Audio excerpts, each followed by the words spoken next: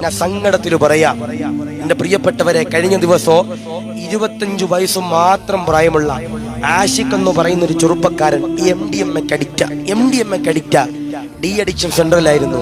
പടച്ചവനെ, അർബുദം വന്ന്, ക്യാൻസർ വന്ന്, ഓപ്പറേഷൻ കഴിഞ്ഞ് എന്റെ പ്രിയപ്പെട്ടവരെ വീട്ടില് സുബ്ഹാനല്ലാഹ് റെസ്റ്റിൽ കിടന്നിരുന്ന ഉമ്മയെ 25 വയസ്സുള്ള ആഷിഖ് എന്ന് പറയുന്ന പൊന്നുമ്മ വന്നിട്ട് വെട്ടുകത്തി കൊണ്ട് എന്റെ പ്രിയപ്പെട്ടവരെ വെട്ടി കൊലപ്പെടുത്തിയ രംഗം നമ്മൾ കണ്ടതാ. ഒന്ന് ആലോചിച്ച് നോക്കിയേ. ആ സഹോദരൻ മൊഴി കൊടുത്തിരിക്കുക, ആ പ്രിയപ്പെട്ട പൊന്നുമോൻ ഉമ്മയെ കൊന്ന കാരണം എന്താ? ആ പൊന്നുമോന് ജന്മം കൊടുത്തതിന്റെ പേരിലാണ് ഞാൻ എന്റെ ഉമ്മയെ കൊലപ്പെടുത്തിയതെന്ന് പറയുമ്പോ, ഉമ്മയുടെ നെറ്റിത്തടത്തിൽ മുത്തം കൊടുക്കുന്നവരാരാ? അത് നരകത്തിൽ നിന്ന് കാവല നബിയന മുഹമ്മദ് മുസ്തഫ സല്ലല്ലാഹു അലൈഹി വസല്ലം. ആഷിഖ് എന്ന് പറയുന്ന 25 വയസ്സുള്ള പൊന്നുമോൻ ഖേദിക്കേണ്ടി വരും. ഉമ്മയുള്ളപ്പോ അതിന്റെ വില അറിയൂല, വാപ്പയുള്ളപ്പോ അതിന്റെ വില അറിയൂല.